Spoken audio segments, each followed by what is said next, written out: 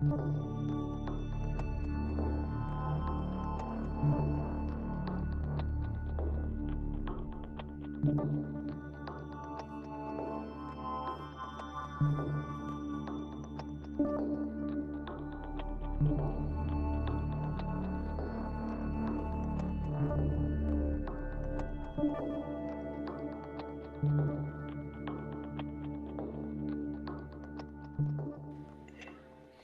is up? What is up? It is Max with the Cardinal Companion. And Josh, what was that? What's up? I was looking at my phone. Oh, you're good. But no, we're going to, I feel like we got a jam-packed episode tonight. As you can see, vibes it are is pretty good. We got right an now. hour to do it. Yeah. Because we got a basketball game at 9:00 that I'm going to go to sleep watching. And I don't mean that in a negative way, but I'm an old man now. So you can't be playing a basketball game at 9:00 at night. Anywho, we've got Josh in. We've got a black screen of Brad. There's Brad. What up? We've got a lot of college football portal news to talk about. I think. Do we start with just stuff at home and then branch out into the big world? Let's get to stuff at home because people don't want to hear me yell and complain about how much I hate the college football playoff committee because I feel like I've been doing it for the past 6 years. So we'll do Cardinal portal, the broad portal, and then the playoffs. Yeah. So let's go over the U of L portal first. We'll talk about the deflections because we haven't had any additions yet. We're just going to talk about the deflections from today alone. I know we've had guys the past few days, but we've already talked about them. Sorry, I'm just trying to pull up my list right now. This is bad radio. Oh, it is. I just got off another thing, so I am already. That was cool. It's something that I've been, I don't want to say like working on, but was happy to. Yeah, so be going on 3. The only one that's officially on is Devin Neal. Interview with Mason Mims, a 4-star quarterback out of Oxford that is putting pen to paper tomorrow to head up here to the Ville. Super awesome. Exciting stuff. No offense. We're gonna do high school signing day stuff. Oh no, you're good. I'm trying to pull up a list.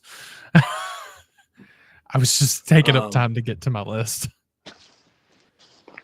So yeah. All right. But the first guy I wanted to talk about. So Jaleel Skinner. Are we good? Yeah, you're good. Cool. Jaleel Skinner went into the portal today. Tight end. Transferred in from Louisville last year from Miami. And before I get into this isn't me being overtly mean to anyone that transfers. Just being realistic. Played a lot of special team snaps. Really didn't see that much on the offensive side of the ball.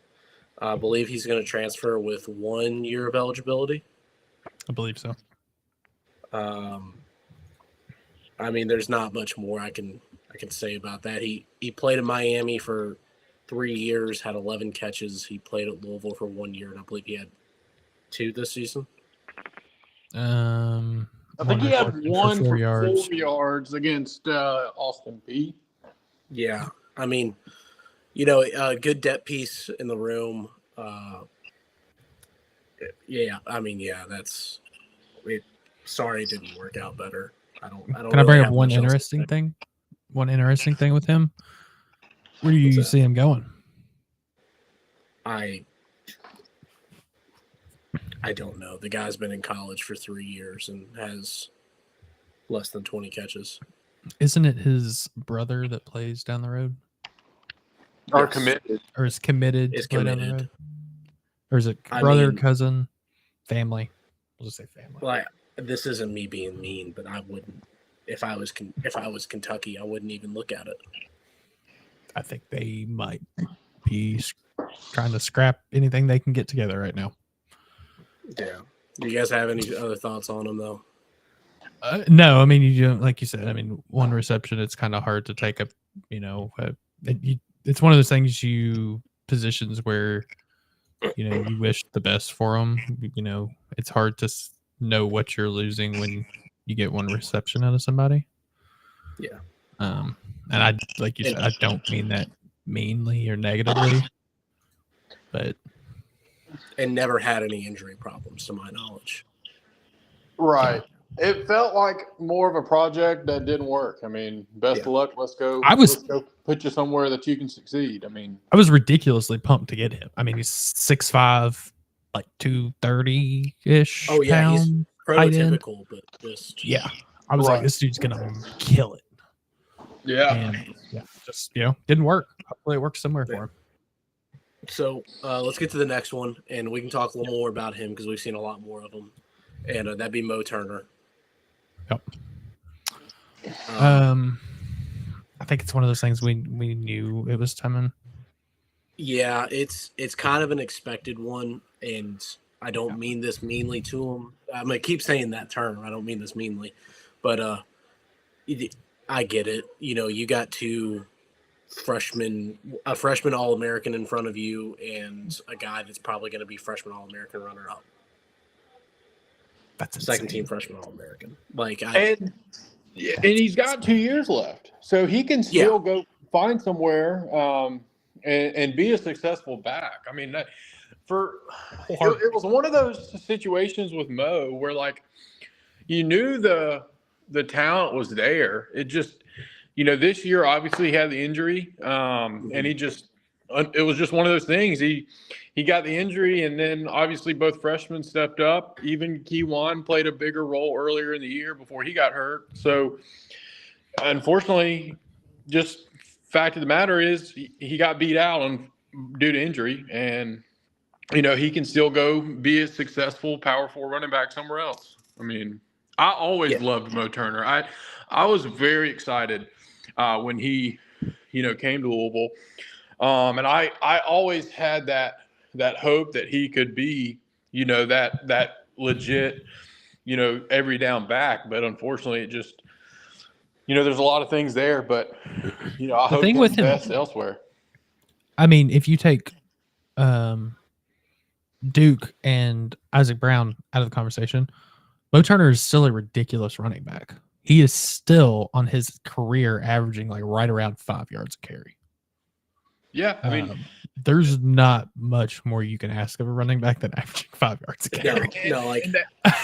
In the ACC championship last year, he had probably one of the few bright spots offensively in that game. He had I can't remember exact, but it was a big play to get us inside the red zone. I mean, his freshman year, he averaged 4.8, sophomore 4.6, and then this year on his limited carries, he averaged 5.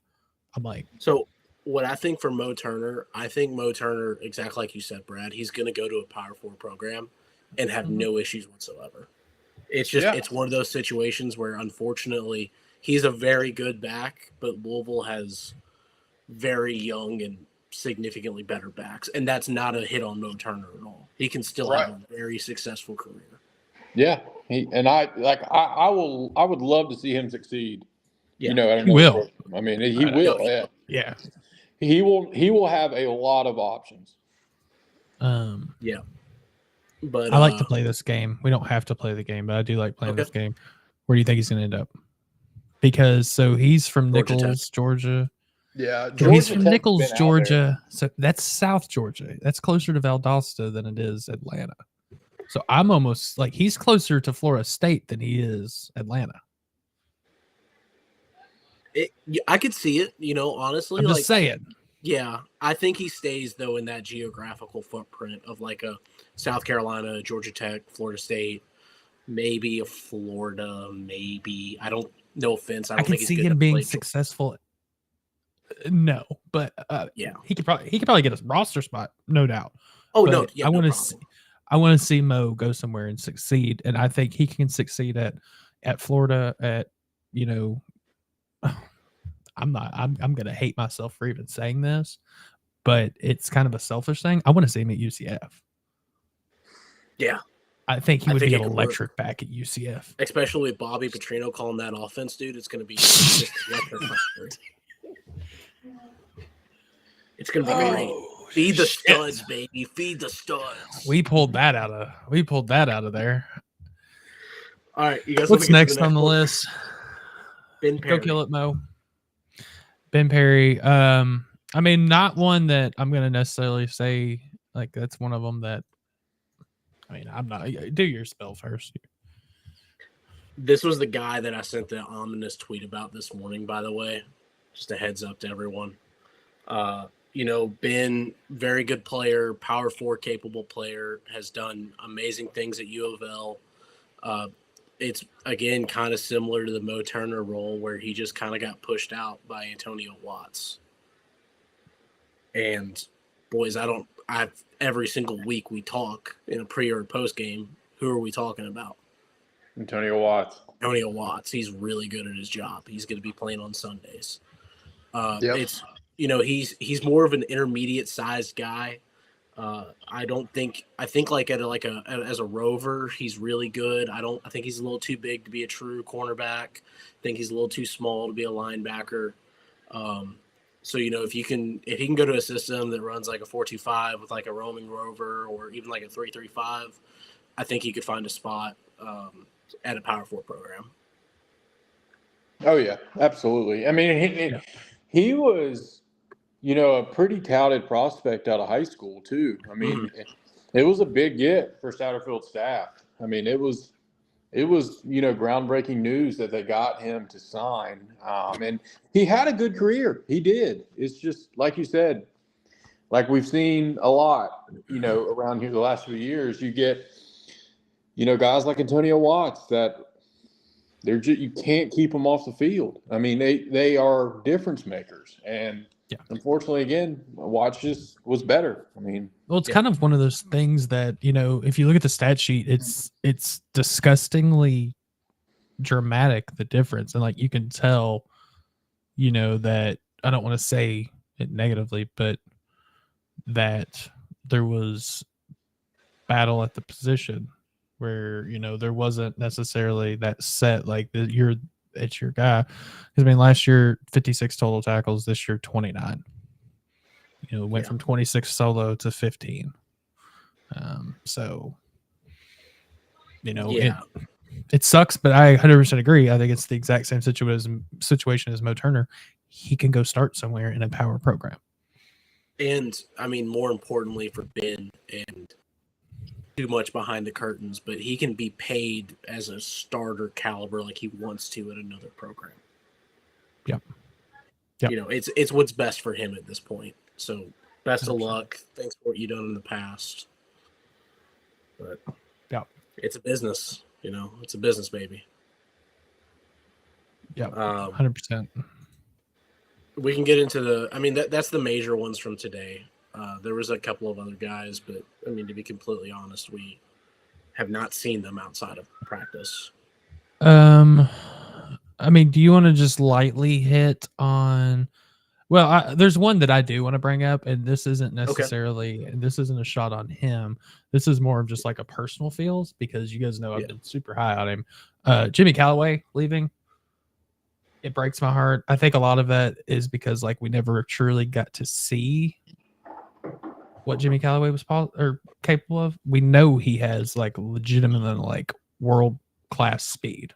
We all know that. So that one is one that will always bother me deep down inside. I'm been a big Callaway fan, so that one does suck. Looking through my list real quick. Jaleel Skinner. I feel like I'm missing one more. We had another receiver. Jaleel McClain. Well, yeah, him and another receiver. But I don't know if that's officially official. You talking about Jaden? Yeah. Yeah. Jaden Thompson. Yeah. I mean, yeah. What's crazy is like before he tore his ACL this year, like, remember was it the Jacksonville State game where he just kind of emerged? out of nowhere. Yeah, killing it. Yeah. And then he got hurt, unfortunately. You know, same story as the other guys we mentioned.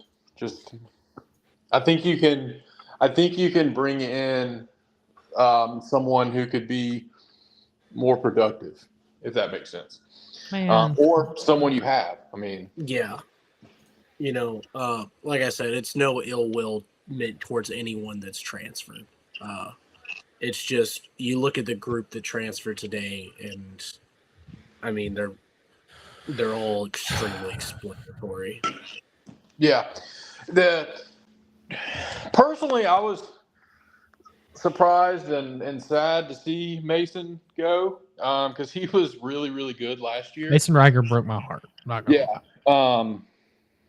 I don't know anything about that other than obviously he left, but I hope he does well somewhere else because I think coming into the year he was one of those pieces that we thought could really help Ashton and the defensive line, and obviously the injury, but it sucks to see him go because he was really good last year. I mean, he had I think almost 7 sacks last year. I mean, 6 or 7.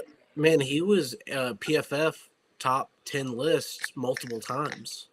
Yeah, I mean that Notre Dame game. The edges, he's good. I just I think there's a lot to that situation, and just wish him the best of luck because I know like he's gonna bounce back majorly to a Power 4 program.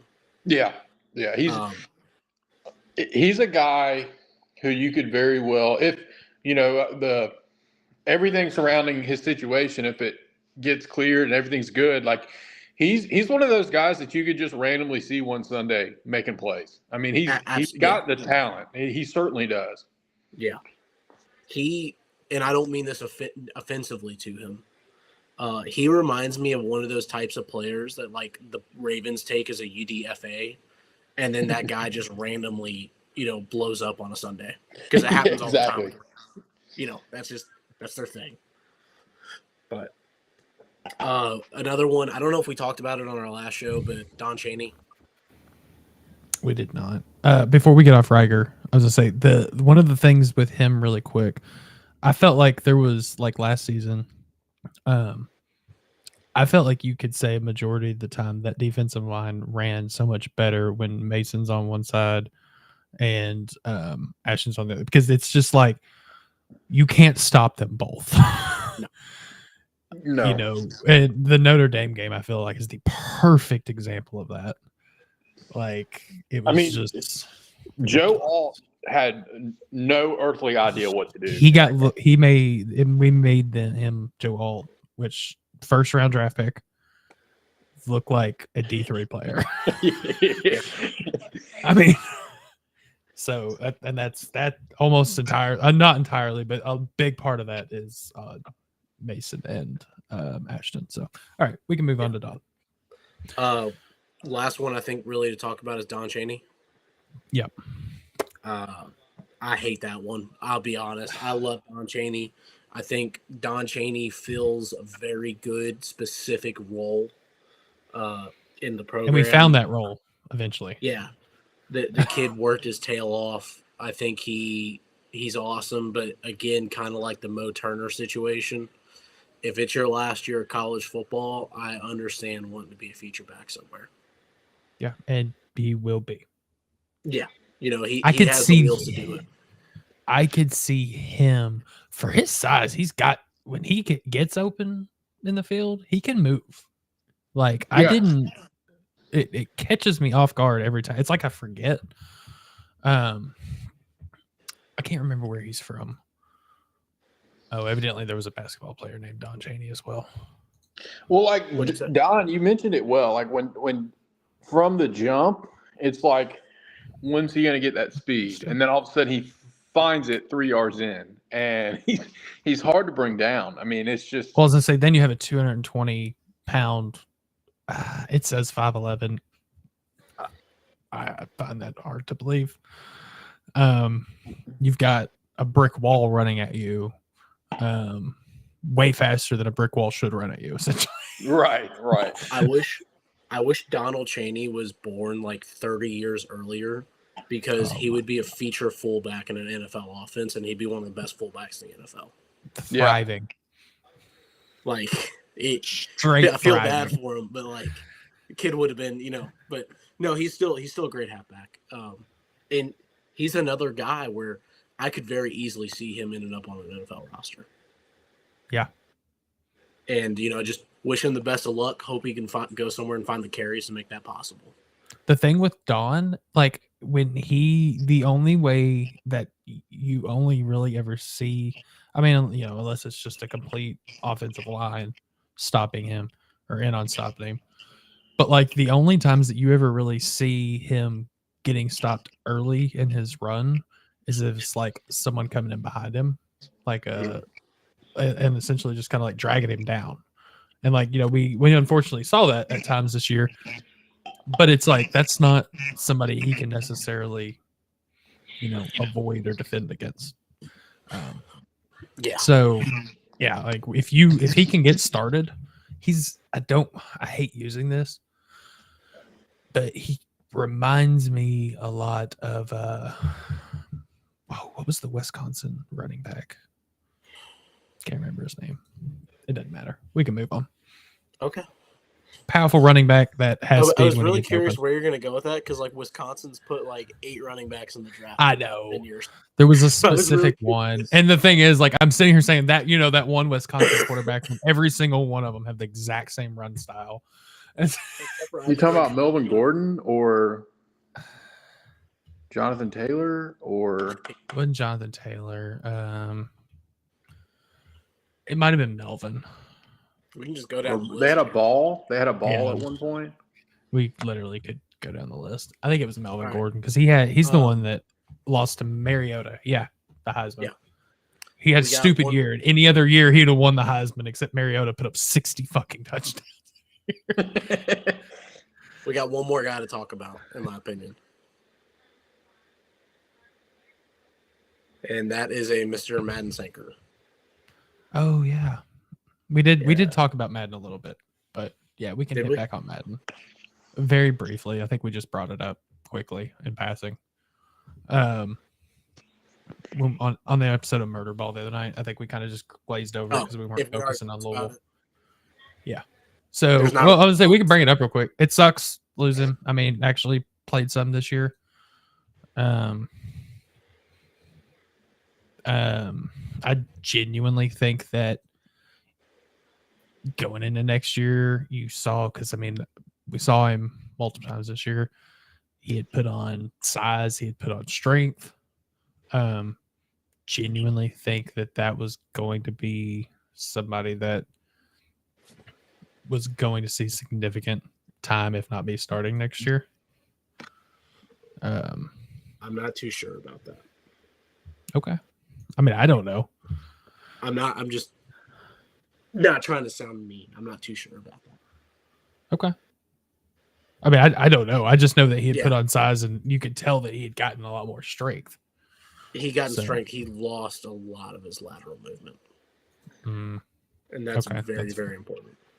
Yeah. And that's just one of those that, too, he was recruited for one style by the previous staff, and just, they gave him the shot, and it didn't work. I mean, yeah, I mean, ultimately, like when you look, especially like what our offense, I don't mean to go on a tangent here, but a Braum offense, there's a lot more movement on the line of scrimmage than there ever was in the SAT offense. Yeah. The SAT offense was stand in one place, chop your feet, block, and hope that the running back that you're running 3 times in a row can get somewhere. Stunt to the left. Or the quarterback. Stunt to the right. Yeah. Or block for a draw. He's one I can definitely see at Georgia Tech. I think he follows his little brother. I think, his brother's at Georgia Tech, right? Or signed or something like that. Yeah. I mean, all right. It's his backyard. So we're done on our side. So there was no additions today for U of L. Today. But we got some intel. First off, Give it to us. what is the best thing you can do in the transfer portal, in your opinion? What is the And best thing? Like best the position best to thing get? No, in your opinion, what is the most underrated thing you can do in the transfer portal that no one ever talks about? I guess The question. I guess for me, obviously filling holes is primarily the reasoning. But if you with the portal, you can fill multiple positions quickly, and you can build depth. One, experience depth, talented depth, and you can almost change the makeup of a roster pretty quickly.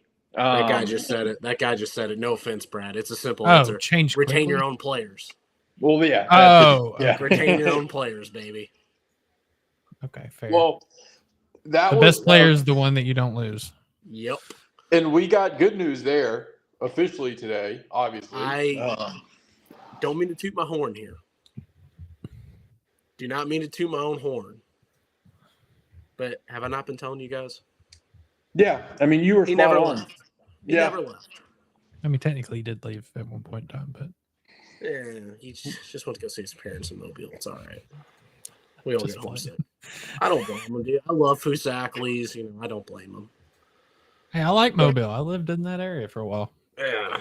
But so Noah, awesome pickup, and this is no inside info on my part, but this is me kind of reading into it.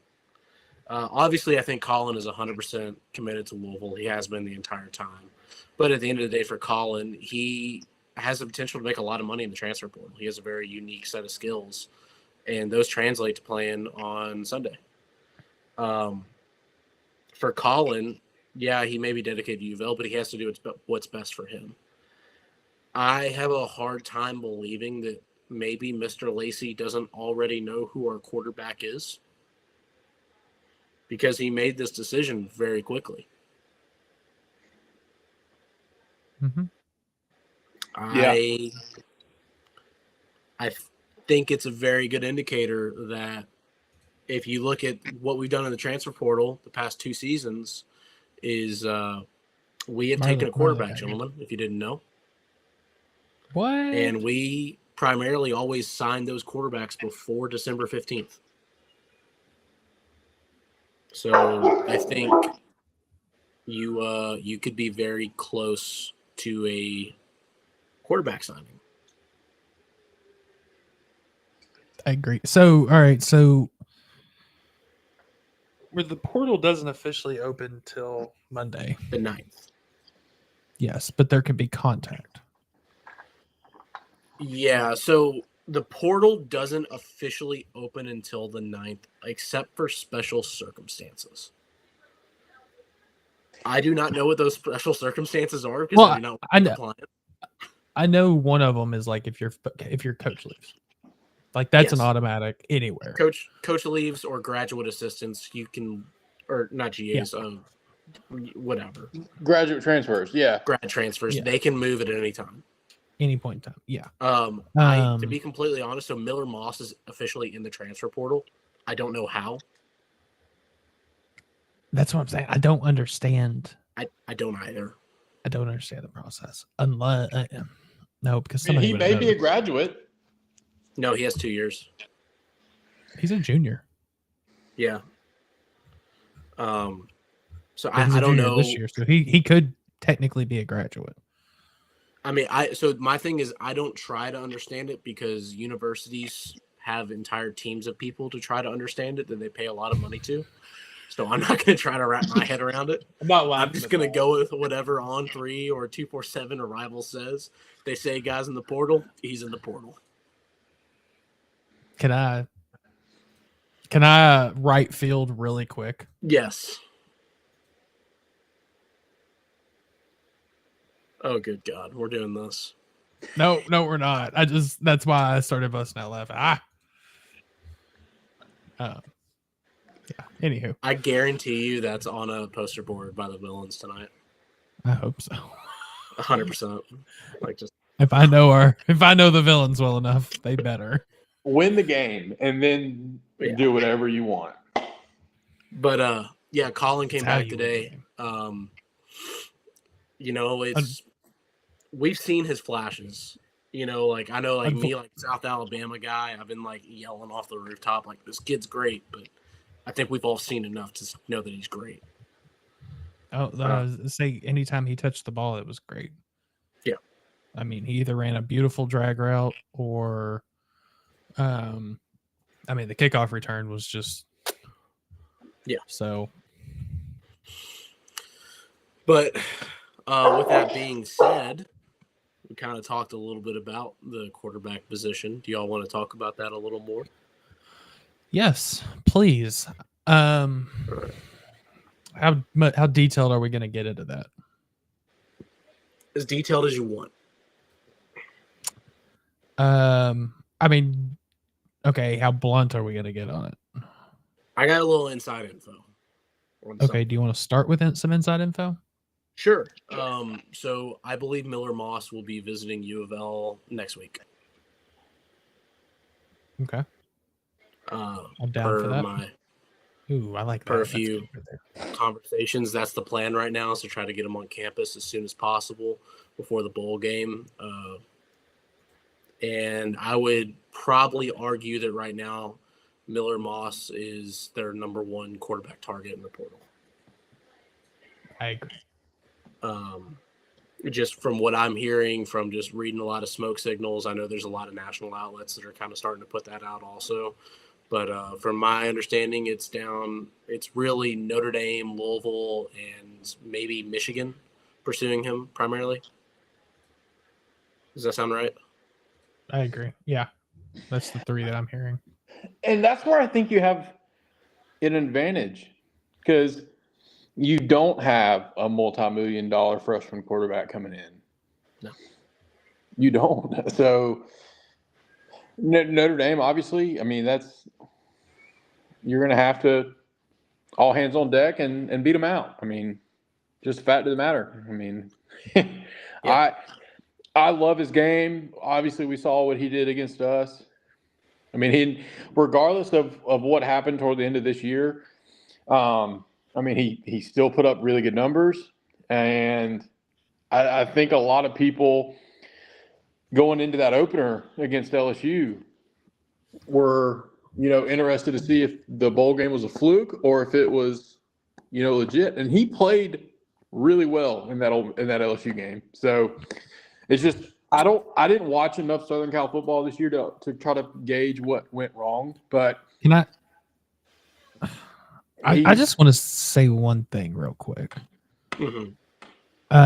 And I'm going to try to tiptoe around this the best I can.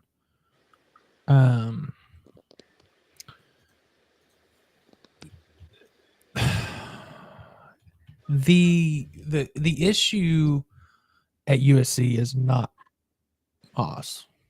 No, I can agree with that. Moss is not the reason that Lincoln Riley is, in some circles, considered to be on a hot seat. You don't get on a hot seat in one season. Lincoln Riley, for all intents and purposes, for what was sold, has completely and utterly failed at USC. And I mean that is in like USC standards, and to USC standards is a complete and utter failure for what they were supposedly getting, in my opinion. You were getting what was called, the best young quarterback or best young coach in America and the best coach under 40 in America. And all these accolades and yada, yada, yada. So everyone's like, oh, well, Miller Moss, he sucked this year, blah, blah, blah. Well, at some point in time, you've got to realize that, it's not on the quarterbacks, because Lincoln Riley had Caleb Williams last year, and they still sucked. Not sucked, but they still lost games that they shouldn't have lost. Didn't they lose 3 games last year?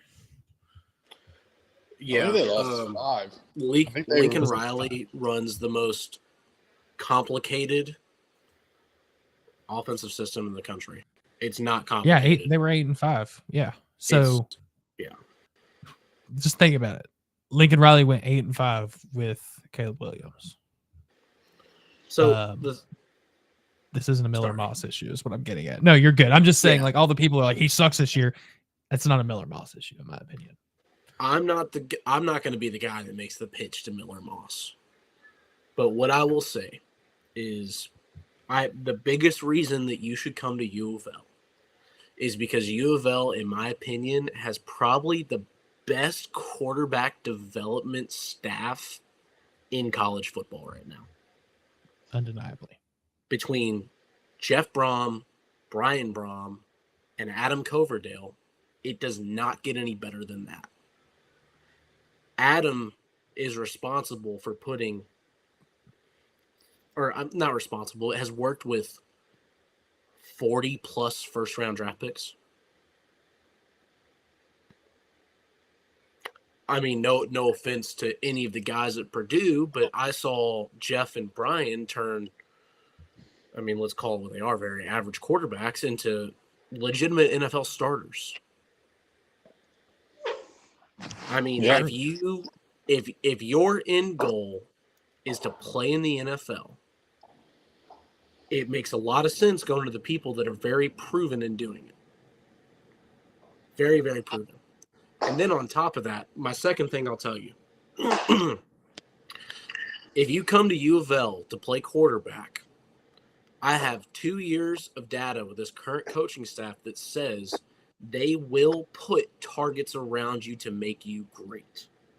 And they will put very good targets. Almost dummy proofing it. So do you want to make a lot of money? Not even a lot of money. Do you want to make some money in a 2-year span and then bounce around the UFL and CFL because, you know, you're trying to play quarterback first round more? Or do you want to make a decent chunk of money in a 2-year span and then make a boatload of money in the NFL as a starting quarterback and a franchise quarterback?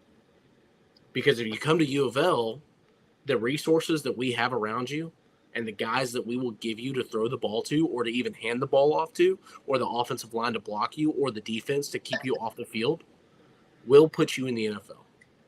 Because no offense to any of our previous guys that we brought in. No offense at all. Jack Plummer's in the NFL right now. Yeah. And Tyler Shuck had a lot of questions marks going into the season. There was a lot of people that were a little concerned about that. He's going to be in the NFL in a few months. I don't even think that's a question. Yeah, I mean, the numbers speak for themselves. I mean, we saw what Jack did last year. And let's call it what it is. I mean, yes, we had Jamari Thrash last year.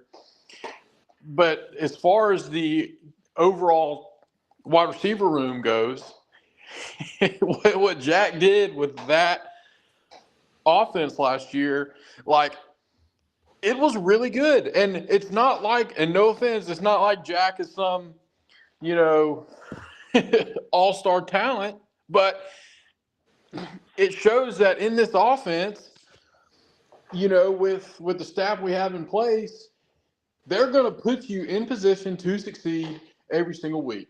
And we've saw the development from Tyler this year. I mean, from week 1 to, you know, the end of the year. I mean, it felt like he got better each week. And I mean, as far as just pure football IQ goes, not many college quarterbacks have that like Tyler does. I mean, it's off the charts. And you pair that with, like you mentioned, the staff. I mean, it is a gold mine position we are in as far as attracting talent at that position. I mean, you are in a fantastic spot. And if you're a young quarterback like Mason Mims, he said it earlier. I mean, the relationship he has with Brian and Jeff played a huge role in bringing him to Louisville. So it's, you know, it's a great spot to be in. Like, quarterback at University of Louisville has always been really good. But with this current staff, it's a position we'll never have to worry about. Whatever this staff decides, whoever they decide on, whoever that may be, whether it's for next year, following years, I have full confidence that they're going to come in and succeed. It's just because they've proven it. They proved it at Purdue. They've proven it the first 2 years here. Yeah, a little bit of a time crunch, so we're going to move on. Again, what to add, just to kind of summarize it, though, I think right now Miller Moss is a very legitimate option for U of L, and I would not be surprised if he visits U of L very soon. So, I agree. Things change, baby. I agree. But then there one other guy today that was linked to U of L in the portal. He is Mahamane Moussa from Purdue. He is I believe he played offensive tackle. He may have been a tackle. Yeah, he was a tackle. I believe so. He's played 30. Can you all hear me? Yeah. Cool. Played 30-plus games, or at least started 30-plus games, was a multi-year starter at Purdue. Graded pretty goodly on PFF, consistently pretty goodly. He's an absolute just beast of a guy. He's like... Mid-season, he allowed 2 sacks and 25 total pressure and 380 pass block snaps and 655 blocking snaps total. That's good stuff. Good. That's pretty good at Purdue. That's Purdue football, my God. He has 2 agents, which is kind of different. You don't see that too much, but it's Eugene Lee and Oscar Monnier. I don't know if we have any of their guys right now, to be completely honest. I haven't heard that name at all. I don't think we have guys from them. Their sports agency, I know we definitely do have guys from. It's Third Stream Sports, but those 2 specific agents, I don't know. But yeah, he's visiting U of L next week, and he's also visiting Missouri. I don't really have very much inside info on this one, but just from reading the tea leaves, this kind of seems like one that Louisville gets. He has he's already established with his coaching staff from their time at Purdue. The guys at Purdue recruited him. It's a position in need for Louisville. They're going to try to restock their line of scrimmages. It seems like pretty cut and dry for me. What do y'all think? Go ahead. Oh, yeah, go ahead. No, you go ahead. I haven't really looked much into him yet. Obviously, the news of the visit today. He's got size. He fits the prototypical Brom offensive line. And we need to restock because, the offensive line this year was incredible. And if we can get any sort of similar production next year, good luck stopping us. Just to be honest. Anybody you can get that is familiar with the Brom offense and has Power 4 experience, sign me up. And he checks those boxes. My biggest thing is you're getting a guy that Brom recruited in the first place. He recruited him in the the staff recruited him for a reason. I assume that was Coach O, if I'm not mistaken. Yeah.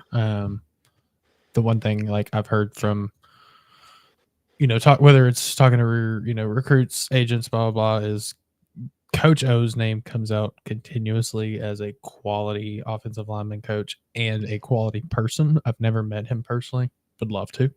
Coach O, if you're listening, hit us up. But come on the show. But no. Yeah. But the thing that I'm a big fan of is never mind. But the big thing I'm a big fan of is like I said, just it's somebody that was already recruited by staff. The staff clearly feels confident enough in him from what they've seen from afar to still be interested in him. Which I think says a lot because I think this staff has a very high is going to have a very high bar for offensive linemen this year. Yeah. And, so whenever we talk to, agents or collectives or players, the one thing that, everyone agrees on is a massive thing is relationships. And I think this is just kind of a great example of just how important relationship building is, to where you build those relationships up 3-4 years ago, even maybe 5 years ago, if they start recruiting him as a junior in high school or sophomore, now to where, you can use those relationships. It's a perfect circle. Absolutely. And you're saying that. Oh. Quick question regarding the offensive line.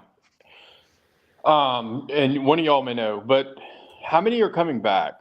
Current starters, how many are coming back? 3. Could I think it's back? 3.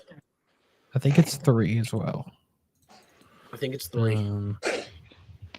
Now you're losing a lot of depth pieces on the offensive line, though. Yeah, I was going to say that's the big thing that I am concerned about is depth. Yeah, because they're extremely rotational on their offensive line. So your left tackle, Monroe we Mills. saw that this year. They're not afraid to pull you. If you're not getting the job done, you will come out mid-series. I didn't realize Trevante is only a junior. Is he? He's a redshirt. Yeah, he was a 2-year. He had 2 years of eligibility when they brought. That makes me happy because he's played great this year. Yeah. When he was in, he played great. Monroe Mills, there's no way to get around that. That sucks to lose. I've been a homer on Monroe. Michael Gonzalez, stupid ads. That one sucks. Also, no way to get around that one. He's a true senior though. That's impressive. Oh, Stellato just entered the transfer portal. Who? Also wide impressive. receiver Clemson, Stellato. Wide receiver. Oh yeah. That was just put out a few minutes ago. I don't know why. Am I wrong for being blown away that Michael Gonzalez is a true senior? I feel like you don't see a lot of linemen, offensive linemen that don't redshirt. Yeah. That caught me off guard. He came in with the previous staff, and he played quite a bit early. So, I mean, he's played a lot of football. Pete Nigra, redshirt junior. Yep. So that's nice. Ronaldo Brown, redshirt senior, sucks. Austin Collins behind him though, redshirt junior. So the thing with Brown, how many games did he actually play in this year? I couldn't tell you off the top of my head, man. I couldn't. I feel we don't have time to search for it tonight. Yeah, I feel like the majority of the year it was more of a question mark as to where he was. I don't know what was going on behind the scenes, but toward the beginning of November he started playing. So I'm just curious. He got hurt at one point though, didn't he? Early? And of course he had the injury last year. So I don't know if any of that played a role into this year, but I know he didn't play for a good chunk of the year. And then Mendoza, but you've got Rasheed Miller behind him. Oh no, Rasheed Miller is also a senior redshirt. So you're losing all your right tackles. You're losing your starting right guard. You're losing your Vic Cutler, which is your number 2 center. You're losing your only left guard, and you're losing your starting left tackle. So not great. So yeah. I don't mean to put a bow on this conversation, but we got tip off in 11 minutes. You're good. Last thing I wanted to hit on. 11 minutes. Yeah, last thing to hit on though. College football playoff rankings came out. Yeah, let me get them up. Bring them up. We're gonna keep it short, sweet, and simple. I mean, there's nothing but. I just want everyone to know, even if you lost to Stanford, you would not be in the college football playoff. No, because it doesn't make sense. No. Obviously, I mean, we can just do top 12. Like, no one cares about the Or top 14, I guess. Top 14, top 13. Okay. All right. So I guess the biggest one is Alabama, right? I don't.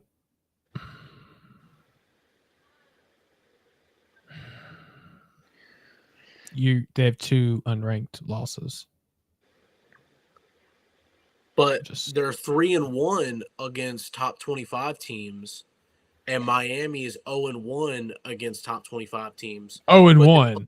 But the College Football Playoff Committee also dictates who is a top 25 team, so they can change the ratings to fit whatever narrative they want to make sure that the SEC team gets in.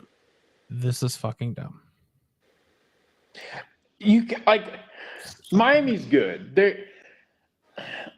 But okay, Brad, I'm just gonna set it this way: is Miami better than Boise State?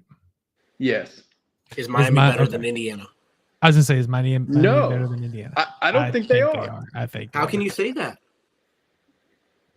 Well, I'll say this: Indiana, yes, they lost to Ohio State. I'm a mild Indiana homer, but they have beaten the living daylights out of everybody.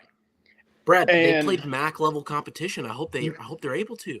They did. The Buckeye Slayers. They played the Buckeye Slayers. They did and beat them. Okay, so let me go on my rant real quick. Are they better than Boise State? We all vote yes. Are they better than Indiana? 2 of 3 say yes. Are they better than SMU? I think so. Yes. Yes. Are they better than Tennessee? I would say yes. I think offensively. So. I think they are. I think they are. Tennessee has some very questionable games that they probably shouldn't have won. Yeah. Are they better than Ohio State? Who the fuck knows?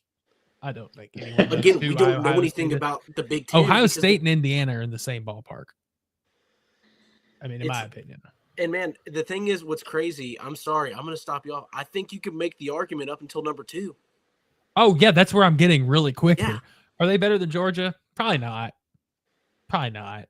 But could they give Georgia a run for the money?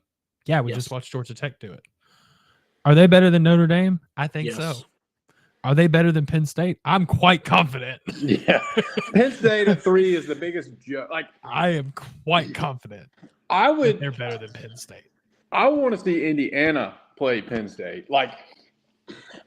Indiana is a better football team than Penn State. Here's where I'm going to get a lot of hate really quick. Are they better than Texas? No. I want to see that. I know this one's saying I want to see that game because I'm still not 100% sold on Texas. I think Texas has played a cupcake schedule, and I'm not sold on Texas. I think Texas is good, but I think Miami is also good. The one thing I will say about the Miami argument, I ain't saying shit about that. They've beaten everybody. Can you scroll down to 25 real quick? All right. So the reason that I know, and I'm going to the homer category here. Isn't it really convenient that Louisville, who is liked in the top 15 by every single metric, that has 3 quality losses and 1 bad loss, top 15 by every single metric, in the 26, 27 in the AP and coaches poll? Are you trying to tell me that a Louisville that just beat an SEC team on the road by 35-plus points is not the 25th team in the country? After beating this gym right here at home on the road. Because here's the thing. If Louisville's at 25th, you can't make the argument for Alabama over Miami because it's a top 25 win for Miami. But conveniently, Louisville is not. I see where you're going. So you put Memphis in, who literally affects absolutely nothing. Yep. Army affects absolutely nothing. Yep. Let's get past Colorado. Colorado's irrelevant to talk about. Syracuse. See, the Syracuse at 22 pisses me off because for multiple reasons, but whatever. But if anything, like, I think Duke is better than Syracuse. Tonight just basically tells me this. When it comes to non-conference scheduling, why in the world would you schedule Georgia or A&M if you're Louisville? You already have Kentucky. You're going to have Notre Dame once or twice every 4 years. Leave that alone. Give yourself 3 wins every year out of conference, like Kentucky does. We give them crap, but it works most years. Because with the ACC, what the committee said tonight is there's going to be 2 teams from that conference that might get in. But if you're not one of those top 2 or 3 teams, sorry. It's just and the way, like, you look at the schedule next year, you have 8 home games, which sets up perfectly. And, moving forward, strength of schedule doesn't matter. It doesn't matter. It doesn't because matter. Penn State and IU are it. Yeah, it doesn't matter. It doesn't matter. So why make it harder on yourself? I mean, look at Miami. They're a loss away or an upset away from sneaking in. I mean, the worst part about it is there's a very realistic conversation to be had. Whereas if SMU loses this weekend, they may not be in the college football playoff, and that should never happen. Right. It may be the surprise that we get every year, or most years. We get that one surprise on Selection Sunday. And if you're SMU, I think obviously Georgia is in a tough spot, but it's the main thing is don't make your schedule harder on yourself than it has to be, as we've seen. Indiana, it does nothing for you about it, but it worked. It worked. So is as a college football fan, does it suck that you're going to see less marquee matchups? Yeah. But selfishly, I want my team to win as many games every single year. And if that means scheduling Bowling Green and Kent State and you know what sucks about that, Brad? Troy, do it. You know what sucks? Is we've already got games like against isn't it Georgia and Texas A&M. Right. Texas A&M. Like we're scheduled ahead for 5 years. Yeah, so the Georgia series and the A&M series were both scheduled in 2019. So what this is going to do is the SEC's been wanting to go to 9 games. This makes the SEC pumps the brakes mutually. Yeah, because you got to think some of your SEC schools have ACC rivals, obviously. And, I mean, you look at Georgia's schedule the year we play them. They have another Power 5 school on the schedule, obviously Georgia Tech. That same year we're playing them, they also had UCLA on the schedule, and that was already canceled. So if you're Louisville, I mean, just don't make things harder on yourself. Yes, as a fan, I love those games. I love the home and home, but getting into the playoffs, it's not worth it. It's not worth it. We're playing Villanova in football next year. I'm so excited. Is it next year? Are we going to put 100 up? Oh, no, that's 26. Sorry. Yeah, 26 is the Villanova. I'm so excited for that game. We might put 100 up. 27 Villanova we play just beat VMI. Eastern Kentucky in the FCS playoffs last weekend. That's actually impressive because Eastern isn't terrible. Yeah, Eastern had down here. And they had 4 losses. Oh, did they? That's a different. See, I feel terrible not knowing that because I live here in Richmond, but I don't have time. Let's talk FCS playoffs some other time.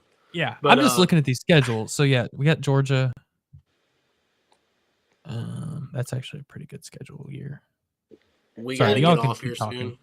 Yeah, we could do an FCS playoff talk, but they have done it right for so long, and yes, yep. It's mind-boggling that we're even having to think about this. 27. That one I'm excited about. UCF in 27. That's dope. All right, let's get off here because we got tip off. Yep. Any last thoughts? Any last thoughts? College football playoff rankings. Who do you want as your next quarterback? Anything to finish the day off? It's extremely realistic. don't be surprised if it happens. I'm not putting in a crystal ball, but it could happen very easily. I'll put in like a 60% crystal ball if I had that ability. I have two options. Me? I have two options. I can't say the second's name, but the first, we just talked about him. So would be ecstatic. Do you guys think we upset Ole Miss, by the way? I think no, just a yes or no. Just a yes or no. Yes. I'm not confident. No. I am, because I think you're going to see the team rally with so much emotional news coming out the last 2 days. I think you see a lot of selfless, just like bawling. I think that's going to really start affecting us later this month. And also, I like Mendoza at Cal. All right. Cool deal. Well, he's not in the transfer portal, so we're not going to speculate on him. Other than that, thank you for listening to him. You have a great night. Cards. Go Cards. Appreciate it. When are we going to be back, Josh? I don't know. I'm running away from Lake Effect Snow tomorrow, probably. So I don't really know my travel schedule. Probably not doing a show tomorrow. We might do like a post game show since probably Thursdays, what I'm assuming. Yeah, but I don't know if I'm going to be on the road. Yeah, we might have an Ole Miss quick post game show tomorrow with Mads on here, but no more football tomorrow unless something crazy happens in football. But it's that time of the year. Baby. Yeah. So just forewarning, if you're still listening or watching, if there is like an emergency show that's going to happen, it's 99% going to be audio space. Unless I'm home. Yeah, it's the easiest way to get things up and running for me. But yeah, so go Cards. Yep. Go Cards. Love y'all. See you in Louisville in a couple of days. Bye. Appreciate y'all.